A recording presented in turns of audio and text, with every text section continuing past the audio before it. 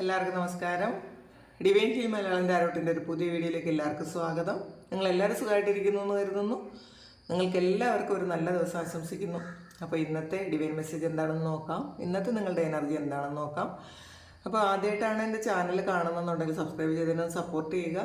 നിങ്ങൾ ഇതുവരെ തന്ന സ്നേഹത്തിനും സപ്പോർട്ടിനും ഒരുപാട് നന്ദി. അപ്പോൾ നിങ്ങൾ സബ്സ്ക്രൈബ് ചെയ്തതിന് ശേഷം കാണുമ്പോൾ നിങ്ങളുടെ എനർജി എനിക്ക് ടാപ്പ് ചെയ്യാൻ പറ്റും. നിങ്ങൾക്ക് ആക്യുറേറ്റ് ആയിട്ടുള്ള റീഡിങ്സ് തരാൻ പറ്റും. പിന്നെ ഇതൊരു ജനറൽ റീഡിംഗ് ആണ്.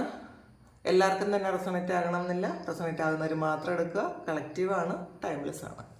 അപ്പോൾ നമുക്ക് നോക്കാം ഇന്ന് നിങ്ങൾ എന്ത് എനർജിയിലാണ് ഉള്ളത്, നിങ്ങൾ എന്തൊക്കെ കാര്യങ്ങളൊന്ന് ശ്രദ്ധിക്കണം, എന്തൊക്കെ ബ്ലെസ്സിങ്സ് ആണ് ഇന്നേ ദിവസം നിങ്ങൾക്ക് വരുന്നത്.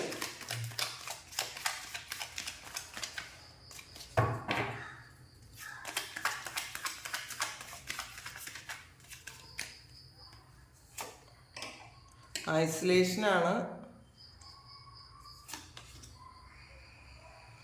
റിബൽ വന്നിട്ടുണ്ട്, schizophrenia,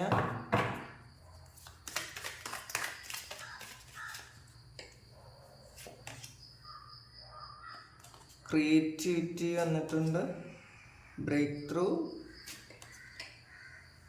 clinging to the past, sharing, success, maturity, patience, compromise, receptivity, three of cups, celebration, sorry, ഇതിന് പൊളിറ്റിക്സ് വന്നിട്ടുണ്ട്, അഡ്വഞ്ചറാണ്. അപ്പോൾ ആദ്യമായിട്ട് വന്ന കാർഡ് ഐസൊലേഷനാണ്. ചില ആൾക്കാർ ഐസൊലേറ്റഡ് ആയിട്ടിരിക്കുന്നുണ്ട്, ഒന്നും ചെയ്യാനില്ലാതെ. ഒന്നും അവർ എന്തോ ഒരു വിഷമം, നിങ്ങൾക്ക് പാസ്റ്റിൽ നടന്ന കാര്യമോ അല്ലെങ്കിൽ ഇന്നലെ രാത്രി നടന്ന കാര്യത്തിലോ അല്ലെങ്കിൽ പാസ്റ്റിൽ നടന്ന കാര്യത്തെക്കുറിച്ച് ആലോചിച്ച് അത് ആരെങ്കിലും ചിലപ്പോൾ ഓർമ്മപ്പെടുത്തിയതോ, നിങ്ങൾ പഴയ എന്തെങ്കിലും കാര്യം വീഡിയോയോ ഫോട്ടോയോ ഒക്കെ കണ്ടതോ ഒക്കെ നിങ്ങൾക്ക് ഒരു വിഷമം ഉണ്ടാക്കാനുള്ള ഒരു കാരണമായി എന്നുള്ളതാണ് കാണുന്നത്. അപ്പം കുറച്ച് ആൾക്കാർ ഐസൊലേറ്റഡ് ആയിട്ടിരിക്കുന്നുണ്ട്. ശരിക്കും ഒരു ഫ്രീസായി പോയൊരവസ്ഥയാണ്. അവർക്കൊന്നും ചെയ്യാൻ പറ്റുന്നില്ല. ആഹാരം കഴിക്കാൻ വയ്യ, അവർക്ക് എണീക്കാൻ വയ്യ, കുളിക്കാൻ വയ്യ, ഒന്നും ചെയ്യാനില്ലാതെ വെറുതെ ഇരിക്കാൻ ആഗ്രഹിക്കുന്നു. ചിലപ്പോൾ കരയുന്നുണ്ടായിരിക്കും, ഭയങ്കര സ്റ്റക്കായി പോയിട്ടുണ്ടായിരിക്കും, ചിലപ്പോൾ വെളിയിൽ ഇറങ്ങണ്ടെന്ന് വിചാരിക്കുന്ന ആൾക്കാരായിരിക്കും. അങ്ങനെ കുറച്ച് ആൾക്കാരുടെ എനർജി ഇതിനകത്തുണ്ട്. അപ്പോൾ അങ്ങനെയുള്ള ആൾക്കാരാരെങ്കിലും ഉണ്ടെങ്കിൽ നിങ്ങൾ അതിൽ നിന്നൊന്ന് മാറാൻ ശ്രമിക്കുക. നമുക്ക് ജീവിതത്തിൽ വരേണ്ടത് മാത്രമേ വരുള്ളൂ എന്ന് മനസ്സിലാക്കുക. വന്നത് ഹീൽ ചെയ്യാൻ ശ്രമിക്കുക. നമ്മൾ ഇപ്പോൾ അതിൽ നിന്നൊരു പാഠം നിങ്ങൾ ഉൾക്കൊണ്ടിട്ടുണ്ടായിരിക്കാം. എത്ര പെയിൻ ആയിട്ടുള്ളൊരു സംഗതി നമ്മളുടെ ലൈഫിൽ വന്നാലും അതിൽ നിന്നൊരു പാഠം ഉൾക്കൊള്ളുക, പതിയെ അത് ഹീൽ ചെയ്യുക. പെട്ടെന്ന് നടക്കണം എന്ന് പറയാൻ പറ്റില്ല. നമുക്ക് നമ്മളുടെ അവരവർക്ക് വരുമ്പോൾ മാത്രമേ അതിൻ്റെ പെയിൻ നമുക്ക് മനസ്സിലാക്കാൻ പറ്റുള്ളൂ. നമുക്ക് അഡ്വൈസ് ചെയ്യാൻ ഭയങ്കര എളുപ്പമാണ്. അപ്പോൾ അതല്ല പറയുന്നത്. പക്ഷേ റിയാലിറ്റിയിലോട്ട് വരിക.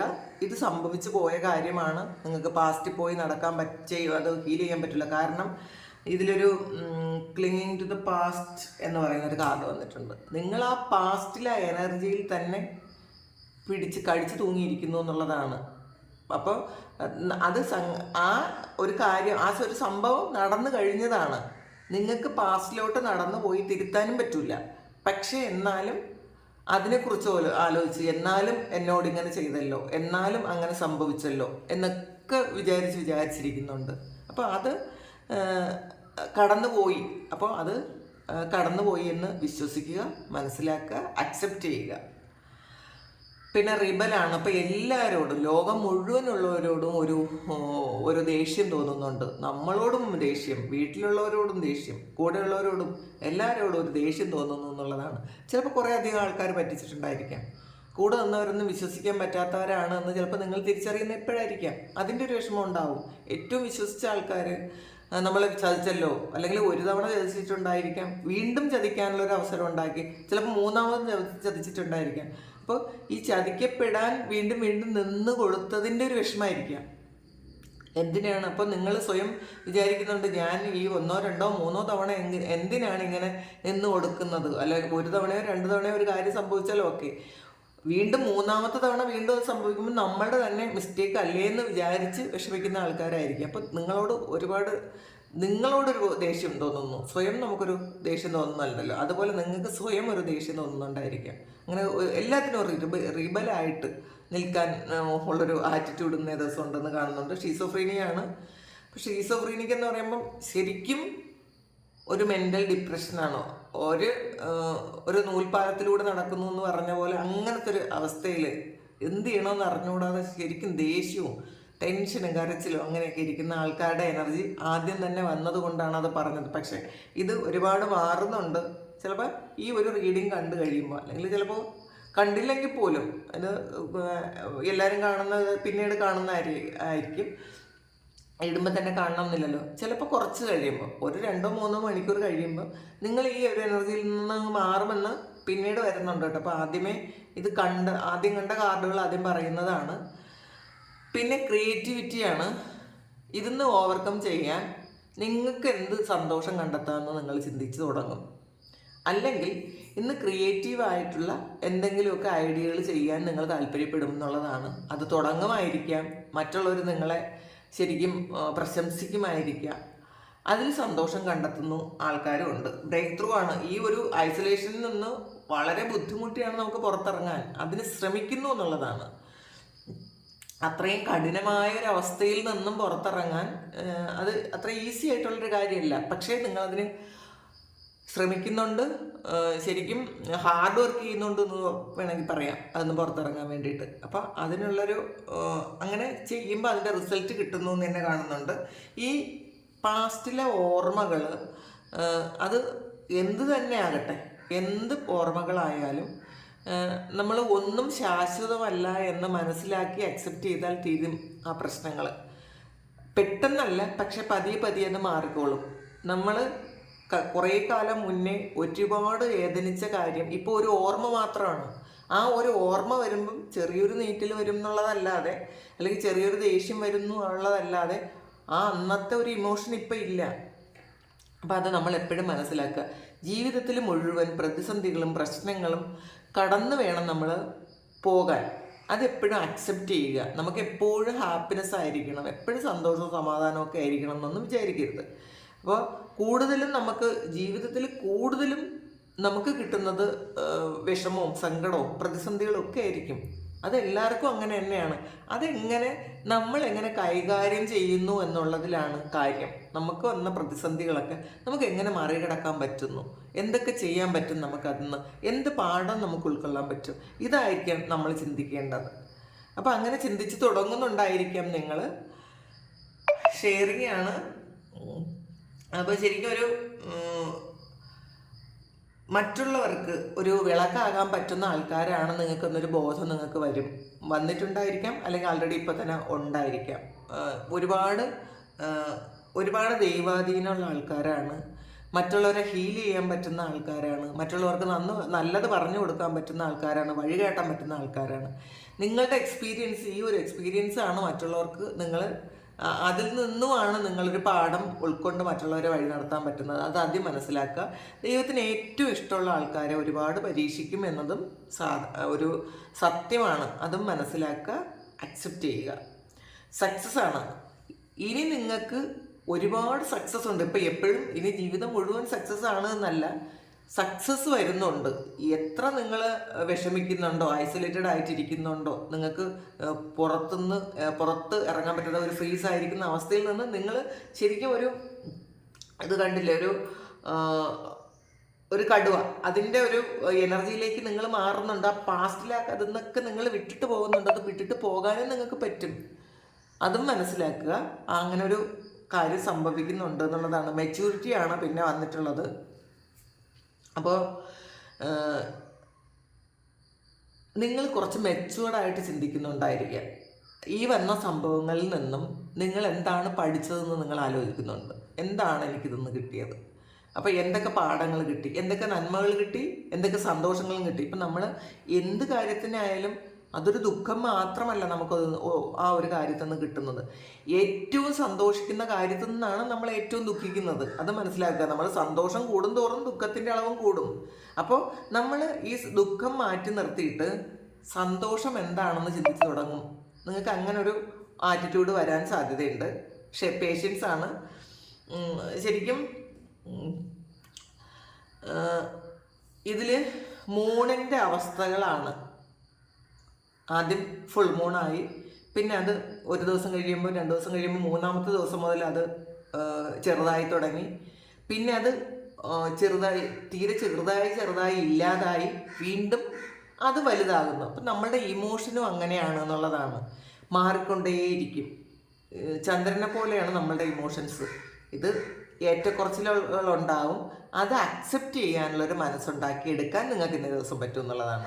റിയാലിറ്റിയിലേക്ക് നിങ്ങൾ വരും എന്നുള്ളതാണ് ഏറ്റവും വലിയൊരു കാര്യം ഇന്ന് സംഭവിക്കുന്നത്. കോംപ്രമൈസാണ്.